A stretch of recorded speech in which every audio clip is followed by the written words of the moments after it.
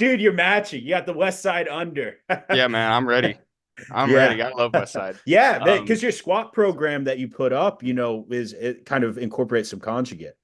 yeah, so I think the biggest key of conjugate that everyone misses is that they're really fucking good at exercise selection, and then they have a lot of boxes checked off for the mentality side of things.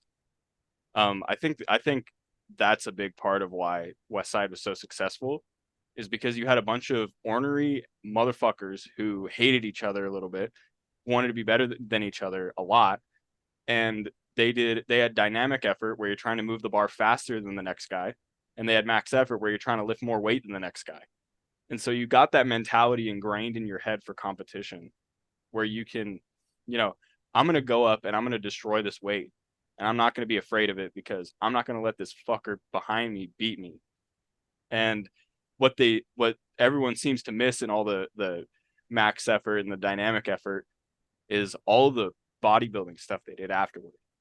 All the 100%. all Yeah. the just laser targeted exercises in their accessories where they'll do a max effort. And the other thing about max effort is that it allows you to see where your weaknesses are And depending on how you assess. apply it. Yeah.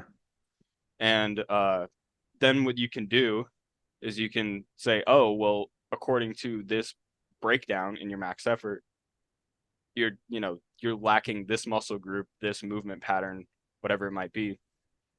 And then you just drone strike that one little weak area, and it makes your lift skyrocket because you're only as strong as your weakest link. And I really believe that. I think that's something that I've come around to relatively recently and like recognizing what's my limit, or I hadn't been deadlifting for a while. My low back just became so deconditioned and like my spinal erectors. Like I was doing RDLs, my hamstrings were strong, but I just immediately could tell by my back pump when I came back to Yeah. conventional. It's like I'd been slacking on that. And so yeah, the West Side system, there is a lot of nuance to it that gets missed, if you don't dig into it. And I think part of that comes from the fact that Louis Simmons was not the most articulate communicator. He said himself, I mean, I think he has like a seventh or eighth grade education. He knows or knew a lot, but Yeah. it's a lot of information to try and put through the lens of an eighth grade education. Yeah. That approach of using the max effort to assess kind of your weak points and then tailoring your accessories to address that. Is that something that you continue to implement for yourself? Yeah, I think the issue with the max effort is it is very stressful. So you kind of have to weigh it out. I was doing it for my deadlift, but I think I've finally hit a point where I couldn't just go heavy twice a week on deadlift like that anymore. Shocking. Because Welcome to being 20. I know, where I was like, I would do like my specificity day, and I kind of have the same program for all three lifts. It's just the frequency of how heavy I'm going Mm. and how much accessory work I'm doing. So for squat, I actually don't have like a ton of accessory work. For deadlift, I have kind of more mediocre amount, and then bench is just I'm slamming my upper body with accessories. Yeah. I'm turning into like the Undertaker, tombstone pile driving my chest and my shoulders and my triceps. So I don't know. The thing is that I couldn't really do the max effort on the deadlift every week and still recover. So I cut it out because I didn't Yeah. want to have to go experimenting on this super short timetable. It still does work. I think it probably would work fine if I went every other week Okay. instead of every week. Yeah. But if I was going to be like for this powerlifting meet, I'm probably not going to do it at all because I'm going to be doing squat and deadlift hard at the same time going into the meet, Okay. which is Yeah. not something that I typically do. Meaning throughout like a training cycle. That's why I packed on so much strength so fast is Yeah. that I'm very like one goal focused. If I try to Hmm. do like a Yeah. bunch of different things, it's not going to go that well. What I can do and what I have done very successfully is I'll like slam one goal or two goals, I guess, one upper, one lower, and then I'll do like a sprinkling accessory work or variation throughout, that training cycle so that when I switch back to doing squat or I switch to doing overhead press, it's still gone up. It hasn't gone up as much as it would have, but it's not like it just completely shut off. You know what I'm saying? Yeah. So Yeah. for my deadlift prep, I was doing a lot of front squats and a lot of Bulgarian split squats. That was enough to actually even grow my quads. Like the proof's in the pudding, kind of, because I literally didn't do a back squat for like 3 months. And then I just went and did 475 and almost 500 yesterday. That's wild. I think you got to give yourself that gym 500. Don't claim it as a competition PR, but absolutely. Well, technically, my competition PR is 0 pounds, so I've never competed. But I want to because I coach powerlifters, and I feel like it's kind of hard for me to like be honest as a coach and like coach you through something I've never actually done myself. So that's also why I don't know if I would ever take a super advanced lifter like under my wing. To me, I'm still an intermediate. I'm still progressing like I'm an intermediate. Yeah. I don't think it's fair of me to take a guy who's probably in his mid to late 20s and has been working out for 15 years and be like, oh, here's what we're doing for you. And because I have no idea what that's like. Sure. Yeah. To like be troubleshooting for someone who, but I think, I wonder if you're already at a point where you're saying you can't drive all three at once. You can't drive progress in all three main lifts. And I wonder if and I wonder if that just becomes more extreme where it's like, you get to a point where you have to run like 3 consecutive deadlift cycles to PR by 5 pounds or something, I'm sure there is. I mean, I know Alex Leonidas in his lead up to the 405 bench, which was like one of my favorite stretches of YouTube fitness. So epic. Yeah. Was, I mean, that guy was just, he was very like, I don't even think he trained legs. I mean, he was literally just doing bench for like 6 months pretty much. I don't know if I would go that extreme because I'd probably go stir crazy, but same. I mean, I have like pipe dreams of like, oh, if I just like don't squat for a year, maybe I'll deadlift like 800 pounds or some shit. But I feel like I would actually lose out on like, I would lose out on the resensitization to deadlifting that I get whenever I switch to focus on squat. Yeah, that makes sense. And I think that squat carries over to deadlift, especially if you're squat or deadlifting conventionally. I don't know how you feel about that, but there seems to be more carryover than maybe deadlift to squat. It's so build dependent. Yeah. I'm very big into the ratio of like your torso, legs, and arms, and how that changes the mechanics of your lifts. So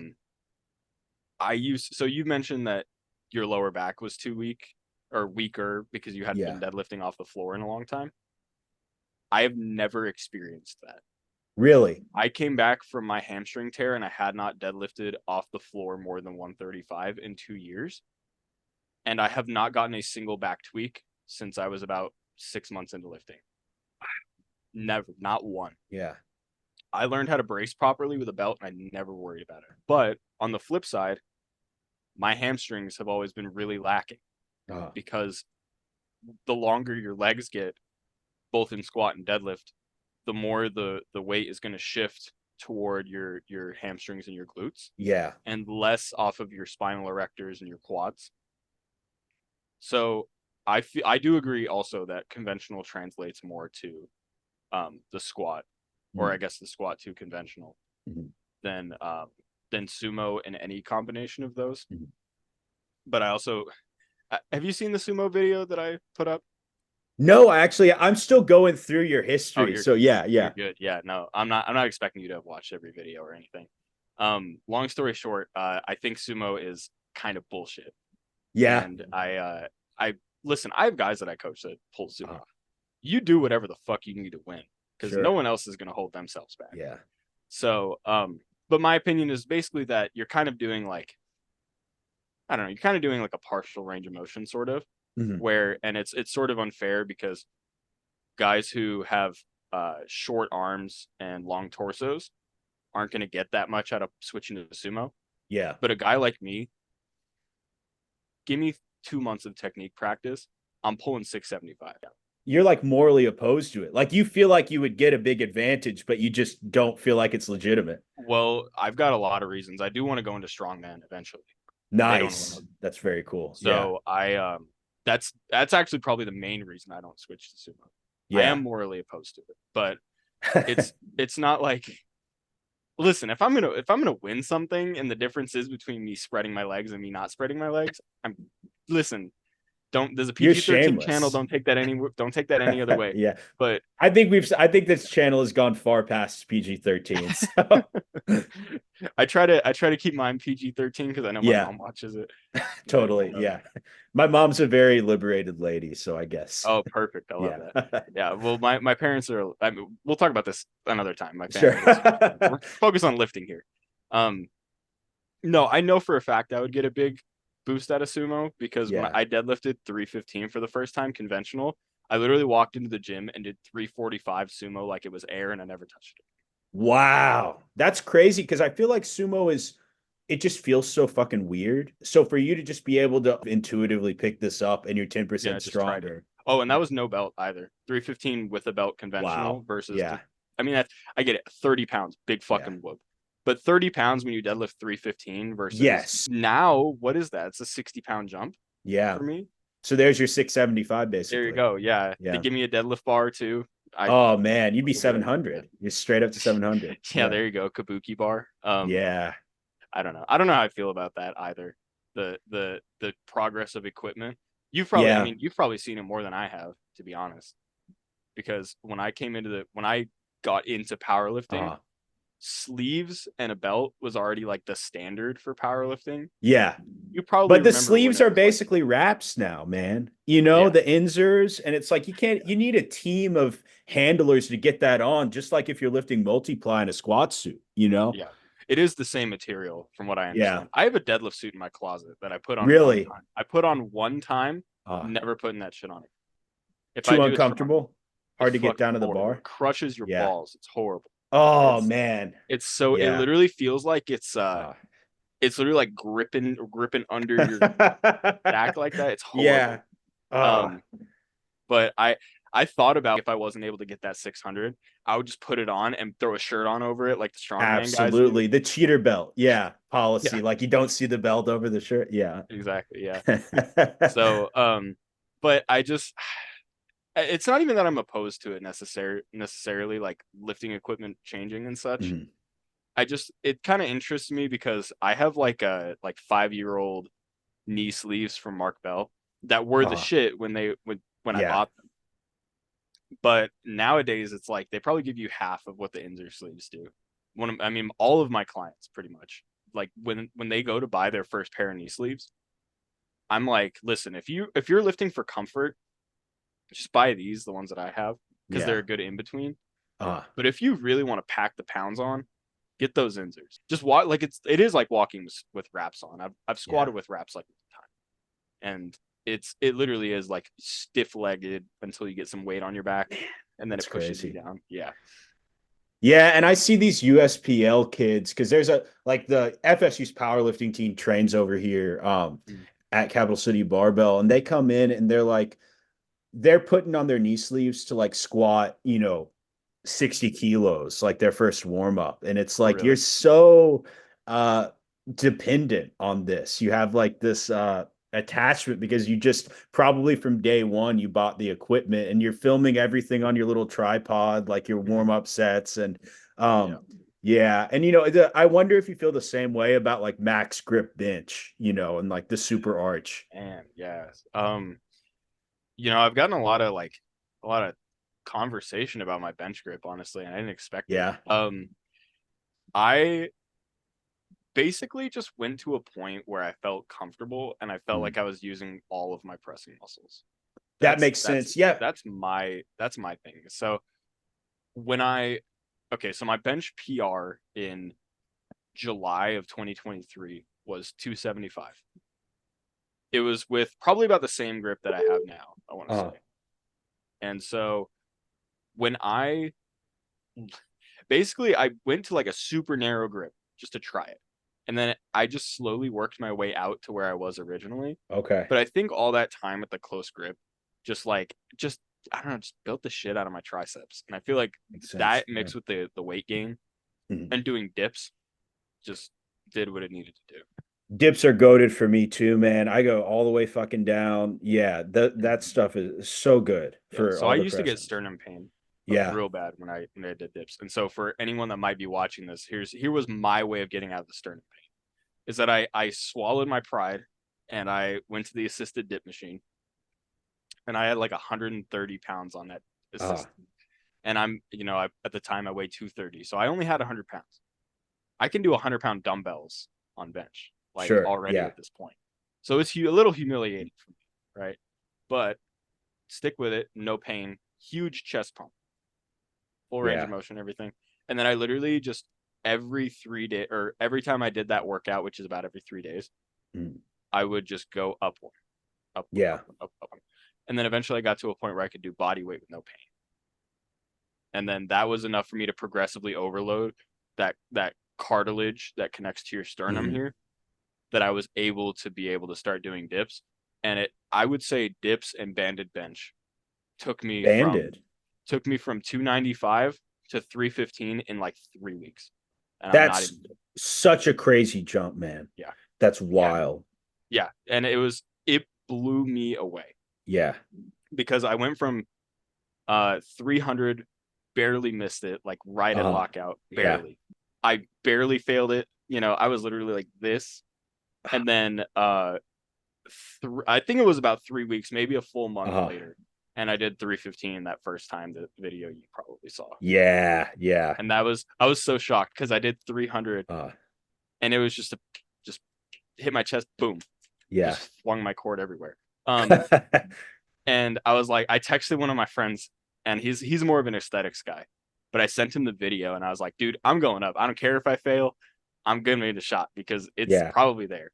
And that was probably one of my most hype, memorable PRs. Yeah. Yeah. Bench has always been the lift I struggled with the most. Do you think that it meant more to you than the deadlift PR because you've always felt like you were good at deadlifting?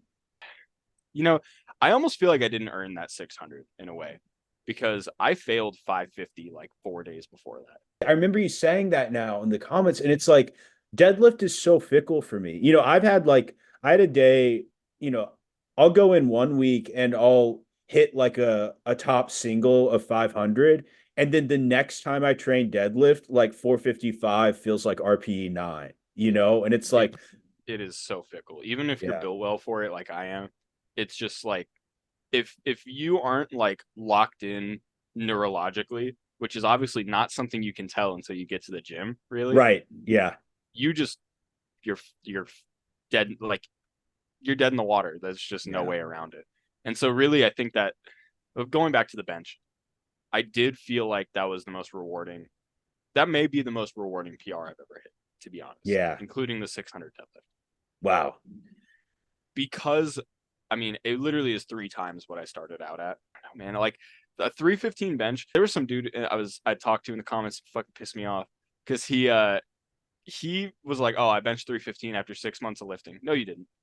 Like, I'm sorry, unless you're a 400-pound O lineman who did Right. push-ups for his entire childhood Yeah. and then just got into the gym, Uh, you probably didn't. Like, it's not a natural plane of motion, yeah. which is why I think it doesn't come naturally to so many people. Because when are you ever just going to be in this like half decline, Totally like pushing retracted. downward? Just, yeah. Yeah. So that, and people look at you differently with the bench. I don't know if you can go look through my profile. Uh, Besides the video where I thought I wasn't going to get to that 600 deadline, every highest viewed video I have is on the bench press. Just, Yeah, I guess that's just what people are clued into. Oh, everyone loves the bench press. Yeah. And I see why, because it is the best like upper body physique developer. I think, at least in my opinion. I think most Yeah. people would agree with that. But it is probably the most annoying lift to build because you have to build literally everything in your upper body. And if you have one weakness, you're not going anywhere with it. Yeah. Yeah. So, The rate limiter is like so stark, I guess. And yeah. it makes that kind of speaks to what you found with your grip, like going in and then just easing your way back out. Because I think that, the max width grip is like you're gonna have a horrible lockout with that, and like if you're in way too tight, you're gonna have trouble like a little bit off the chest, like an inch off the chest. So to kind of find a happy medium, like you said, where I can use all my pressing muscles, right? And it's like I think that there is they're probably for most people, it's unless you have just crazy leverages and you're like a technique lord like Sean Noriega, like you're Yeah. probably going to be better in somewhere more moderate, you know. Hmm. But it I definitely feels completely more agree. Yeah. comfortable. Yeah. I Yeah. I think one of my issues with powerlifting is like the technique lord type of thing. Yeah. Like these lifts started out as developmental moves. Like Totally. you're not, I get it, right? It's fun to lift a lot of Yeah. weight, but like you throw on figure eight straps, a kabuki bar, and you stick your Yeah. toes out to the end of the plates on the deadlift, and you like literally have to move the bar like a half inch. Yes. And then you do a normal conventional Mm. deadlift with no straps and you do like 450.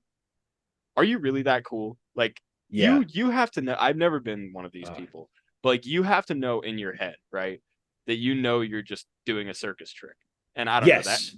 that kind of thing kind of gets on my nerves. So And you know, it's ironic that the thing that originated from circus tricks, which would be like modern strongman, yeah, actually has preserved a more like a truer version of strength, you yeah, know, I where completely agree. yeah, yeah. And so I wonder if that's part of what draws you to it, kind of as something to pursue Yeah, later on the line. absolutely. And I also Yeah. think that, I mean, powerlifting, and I hope this doesn't offend any prospective powerlifters watching this, but like, powerlifting is kind of just a tool for me to get my static strength strong Yeah.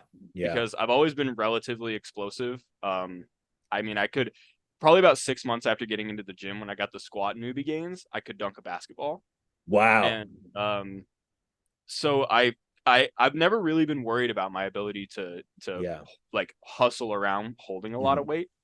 It's more the deadlift obviously, and then also like if I had to do like that 2017 World's Strongest Man squat for reps, I'd fucking die. Yeah. Like Yeah.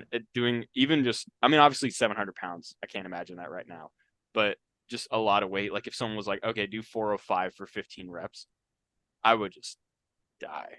Oh God. Yeah, I have no interest in the super squats, man. And I don't even think it carries over to it translates well to like, you know, lower rep PRs. But I that's I yeah, mean that's another, I yeah. don't know. I've been, Pete Rubish was real big on 20 rep squats. Really? Yeah. So like in the off season thing that he did for me, one of the things that he had was SSB squats, one set of 20, and then a back down set of 14. Oh, And then that was pretty much it. Like that's like some dog crap style training, I man. do some rows and some bench press, and I was pretty much done for that day. Yeah, I'm Yeah. sure. Yeah. Yeah. I do it's funny we mentioned the squat for 20 reps thing. Hmm. I have a I've mentioned my friend who passed away, and his squat PR the last time we worked out together was 300 pounds. So I was thinking, and he was 20 when he passed away. So I was gonna do 300 for 20 on the That's a squat great just to see idea, if I could man. do it. It's a Yeah, great and idea so until you're 15 reps in. yeah, yeah, exactly. I'm gonna be 15 reps. I'm like, oh, why couldn't he Yeah. be gone sooner? That's fucked. But no, no, Yeah. he would have laughed at that too. Yeah. But it's just like it's one of those things where it just would completely derail everything I really want to do with my Yeah. training. But I'm going to because I feel like maybe not that I have to, but it's my send off. You know what I mean? Sure. Yeah, absolutely. I mean, what's the saying? It's like funerals are for the living; they're not for the people who've already died. 100%. Yeah. So Yeah. we're probably about ready to wrap this up. I'm Yeah. guessing. Yeah. Yeah. I've All right. Well, really I'll fun to give you start. my spiel about what I'm doing. So Sure. um Yeah. Yeah. And I mean, direct people to where they can find you too within that for sure. Yeah. I've alluded to this meet I'm gonna do. I think it's going to be the New Mexico USAPL State Championships in November of this year. And so I've got a long time to cut down to 220 and then Yeah. build some lifts. Um, my goal openers as of now, I mean it's really far out, but like my dream is like a 220 kilo squat opener, which is about 484 Mhm. pounds. Nice. And then bench, I'm gonna say 130 kilos because I don't know what's gonna happen when I cut all that weight off. Yeah. Bench is Yeah. real finicky with the body weight, I'm sure you know. And deadlift, I think I think 250 or 260 kilos would be Okay. probably Nice. right about where. I've gotten some shit from people about lifting with straps all the time. I don't know if this is going to show actually on camera, but working where I work, I get a lot of little cuts on my hands. Uh, And so it's kind of like, and I pull hook grip most of the time. And so, yeah. and I've got these cuts on my thumbs. Mm. And so it's like, I literally can't do hook grip, with Yeah. consistently with what I'm doing. So, but Yeah. now that I'm not going to be working there, I'm going to school. Um, You're gonna Once I get get that, those soft yeah, aristocracy hands, man. yeah, exactly. I know. And I'm gonna be able to actually get my hook grip completely Yeah. dialed in.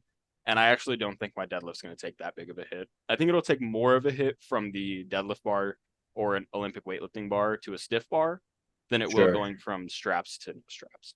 Yeah. Yeah. I think that makes sense. And, provided that you are, you go through your training block, drilling hook grip, at least working up, I don't see any, I think people overstress that because there's some guys, who only pull with straps and they never do work up to a top single with hook grip. And that's the problem, right? Yeah, Where it's like, yeah, absolutely. yeah, yeah. And also I've some like I it's funny, I pulled 5 plates after not doing mixed grip for 4 years, My mixed grip, God. just because I just wanted to basically I just wanted to shut some people up. That's all. Yeah. Because I know, like, this is so stupid. This is maybe like the little Pete Rubish in me from the basement days. But I just like I I know people in my personal life who are lifters, and I know the things they say about other people behind their backs. So I know what they're saying about me behind my back. So I'm Yeah. kind of preemptively like cutting that off. I don't know. Yeah. Maybe I'm just trying to create an enemy where I don't have one. But Well, hey, that's an effective strategy for a lot yeah, of well, I sports mean, greats. So, yeah, I mean, I mean, Pete made some crazy progress, basically just trying to, yeah, like prove YouTube commenters with no profile picture right, wrong. right, I yeah. mean, I don't know. I think It's that's why his wife wanted him to get off the trend. Yeah, That's well, another exactly. I mean, story. he was like that when he wasn't even on the trend either, when he was Yeah. still natural and everything. Yeah, Wow. it's funny actually. This is gonna be my last little anecdote. You're probably gonna have to put this earlier in the podcast, but like I always kind of had that fire in me. Uh-huh. So when I was 9 or so, I went to I went to therapy 4 days a week because I was literally just somebody would say something to me at school and I just start swinging every time. Oh my God, that's And great. yeah, and so it's funny because it kind of like killed my ambition a little bit, and lifting kind of brought that back out of me. And you can Wow. see Yeah. if you go and watch that 600 video, I actually like, even though I'm in a commercial gym with a bunch of old ladies on Yeah. treadmills like 20 feet from me, I put that weight down. I'm like, and You then gotta I'm be, like, and then man. I like kind of look around because I'm like, oh shit, I forgot where I'm at. You have a moment of self-awareness. Yeah, Yeah, I think that we get a lot of times we get shamed for our emotions whenever what we should be taught is like to direct those emotions in the proper context, and yeah, so to have that in you, it's just you got to teach that kid version of you not to swing at the other kids and go, yeah. horse cock up some weight on the deadlift, Yeah, exactly. Or like go, yeah, yeah, or go like play football or go play, do something that else too, that would physical. be more Yeah. lucrative, would play the Yeah, football. Yeah, exactly. yeah, Well, man, I think about this sometimes where I'm like, damn, I should have just played football in high school because yeah. I never like I got 3 people in my family that I'm related to by blood that were played Division 1 Wow. football. And I'm like, Yeah. damn, dude, I could be in like the what is it, the UFL, the like mine, like not minor league, Yeah, there's so the many spring league tiered. of Yeah, football. yeah, Like, damn, dude, I'll make 40K a year where I'm just going to practice and yeah. shooting the shit with the boys or whatever. But yeah, hey man, it's nice talking to you This more was a about great it. conversation. Yeah, I did want to ask you a little more about the eating disorder thing, if you don't mind me asking, Oh, because sure, man. Yeah, I yeah, mean just that. can I get like a backstory? Like, you can give me the short version if you want, but like, how did Yeah, this, like, were you always kind of like that, or what was going on with that? yeah. Well, you were the kid who was swinging at people, and I was like, I had something in me at that age too. You know, I needed to be like the best at something, and at that time, it's like I needed to be the best in my class at something. I wasn't the smartest, I wasn't very athletic, so we did the mile run, and I was like, this is not something that takes talent. If I just trained for this because no one else is training for it, I would be better than them. And so I started running every Yeah. day, literally around the playground during recess. And I would just run a mile, and it was 200 yards around the playground. So 8 laps is a mile. I would run that as hard as I could every day. And like the next year in 5th grade, I ran 5:30. And then my friend's dad, who had thrown shot put, was like, "You should probably do track." And so I got in on that, and we were doing the 1500. And I'd grown up swimming, and somebody put it in my head to do triathlons. So I got the bike, and that's I mean, there's nobody at that age who's doing triathlons. So immediately, obviously, I'm like distinguishing myself because I'm like, there's 2 other 10-year-olds and I'm the only one who's serious. So it seems like I'm so good, but really it's just because nobody who's good has come. The talent pool is so diluted, right? Yeah. But I went all in on that. I fell into it for the performance thing, and in retrospect, it became like an anxiety control thing for me. It was a way for me to exert control over something, and feel calmer because I could control that aspect of my life, like my training. But I raced triathlons, and I was a really good cross country runner through high school. Just I hated it, but I was good at it, and I was afraid to quit, because I was like, what else? Who will I be if I quit this thing that I'm good at? I had a lot of food issues all through that. And finally, I burned myself out my senior year. I'd been like an all-American triathlete every year in high school.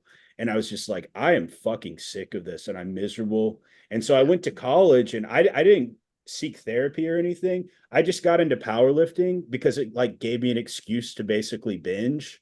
And so I had an unlimited meal plan, and within 3 years I was 230, and it was not a good 230, man. Yeah. But I mean, it was like I was force feeding myself chicken and stuff, and I enjoyed it. I was never very strong. I didn't know what I was doing with training. I don't think I was very fast twitch dominant. I can move 225 like so many more times than I should be able to with like a low 300 bench. And I think that's from the endurance sports. But so I was like fine in college for a couple years, but I kind of fell back into it because I got into the aesthetic shit. Yeah. Like you were I'm talking trying to be about, the shredded, girls bro. I'm like trying to the be like Ziz. veins. Yeah. So I went full like Bayesian curl, fucking, RP, revive stronger. And I cut and I got really lean. I had no muscle, but I lifted enough to where like I, had the Brad Pitt thing going on from Fight Club.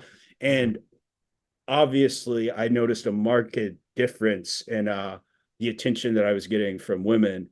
And so that kind of motivated me. But at the same time, it was like I was so shredded that I had like zero sex drive, which is the classic story, right? So it was like, that's how you're on fucking death's door. Holy dude, shit. 100%. Yeah. And I stayed that way for like a couple, 2, 3 years, and then that led to me whenever everything shut down, the gym shut down, couldn't lift. And so I got back into triathlon actually just for fun, like at first, because it just felt good to be outside and running and shit. And like then kind of just those old patterns cropped up, and it got so extreme, dude. I broke up with my girlfriend in California, moved back to Florida to get the PhD.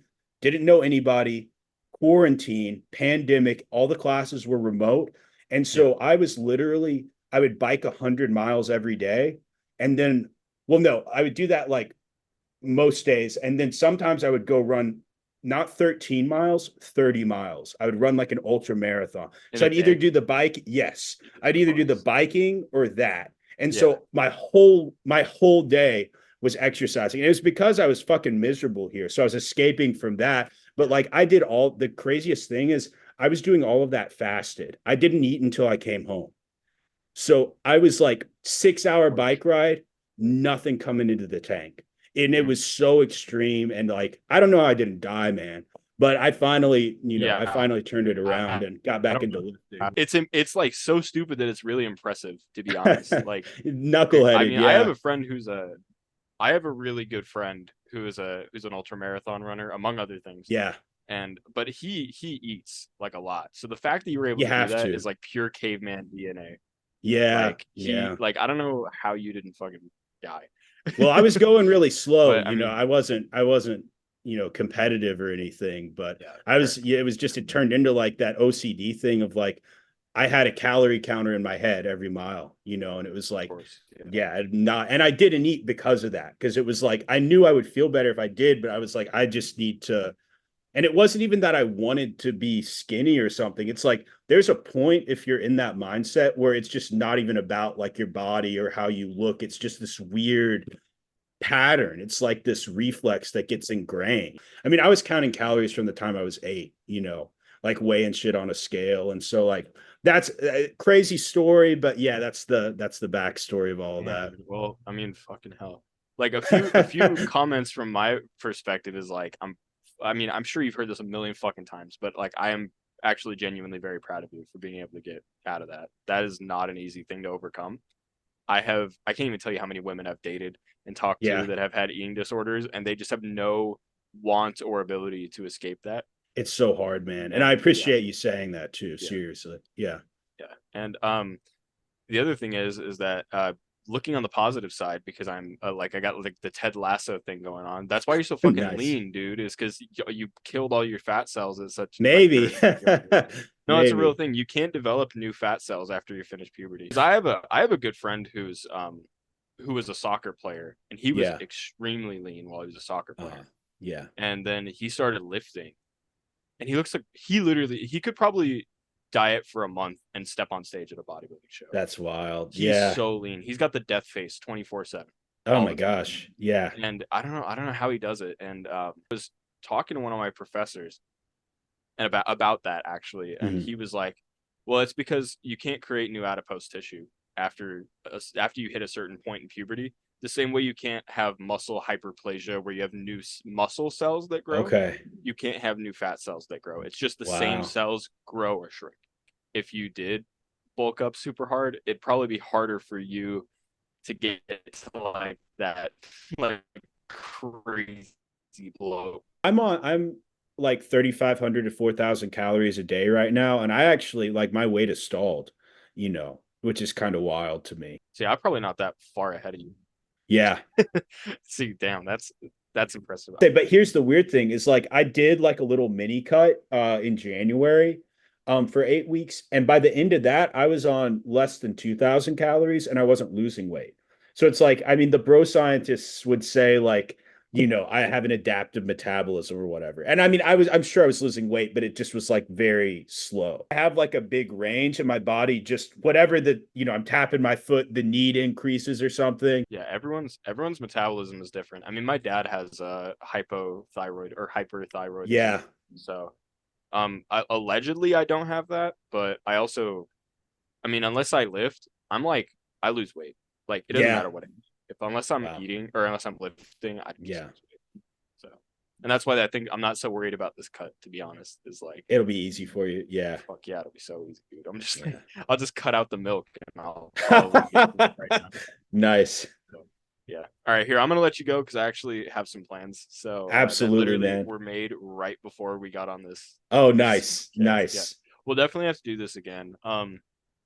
Yeah, next time we should probably stick a little more to lifting. We were kind of just all over the We're place, but all, like that's okay. I it like was a that. good On it, conversation. So I'm not, yeah. 100%. And I feel Yeah. like people don't really consume. I mean, obviously they consume the lifting stuff for the lifting stuff, but Uh, you got to have some personality because anybody can read a textbook. So 1,000%. I mean, all the podcasts I listen to, there's a lot of life in them. So, you know, yeah, yeah. course. Yeah. Well, All I right, man. Well, hey, appreciate it you was great to coming talk to you. on.